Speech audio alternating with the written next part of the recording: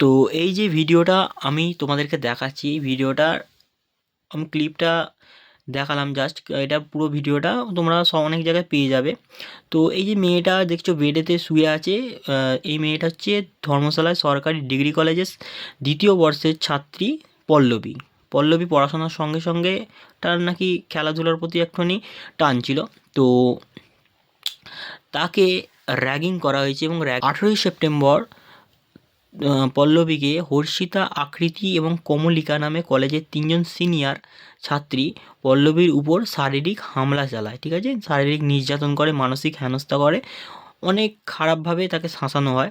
এবং তার পাশাপাশি সেই কলেজের অধ্যাপক অশোক কুমার, যাকে পল্লবী অশোক স্যার বলেছে ওই ভিডিওটায়, তোমরা বুঝতে পারবে।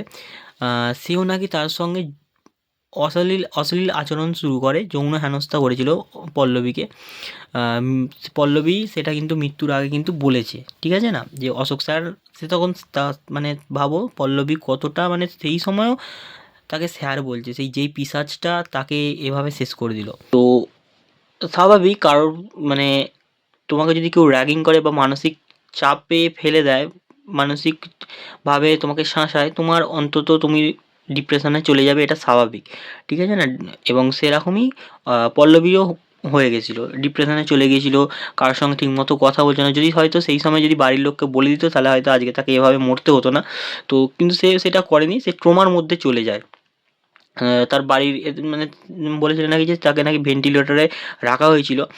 তার যখন মানে পুরোপুরি সে যখন একদম তার শারীরিক অবস্থা একদম খারাপের দিকে চলে যাচ্ছিল। পল্লবীর মৃত্যু হয়েছে 26শে ডিসেম্বর 2025-এ লুধিয়ানার দয়ানন্দ মেডিকেল কলেজের হাসপাতালে। তার পরিবারের দাবি অনুযায়ী প্রায় 3 মাস ধরে তার উপর নির্যাতন চলেছিল।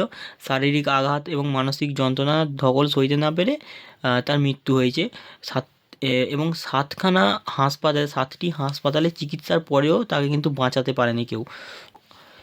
এইটাই হচ্ছে কাহিনী, যে এভাবে একটা 19 বছরের মেয়েকে মানে শারীরিক যেখানে হচ্ছে কলেজে র্যাগিং নাকি উঠে গেছে, র্যাগিং নাকি আর করা হয় না, সেখানে কিন্তু এইগুলো ঘটেছে, ঠিক আছে না? তো আমার কাছে একটাই কথা, যে এই ভিডিওটা বা যারা দেখছো, যারা এইটা হয়তো দেখেছো, তাদেরকে একটাই কথা বলবো, যে তোমরা যদি কলেজ বা স্কুল ফুল কোনো জায়গায় যদি এভাবে কোনো কিছুর সঙ্গে এরকমভাবে হেনস্থা হও, বা এরকম দ্বারা মনে হয় যে তোমার উপর কেউ র্যাগিং করছে বা তোমাকে কেউ উল্টোপাল্টা করছে, আমার কাছে মনে হয় যে তোমরা তোমার বাড়ির লোককে বা বন্ধুবান্ধবদের বলো।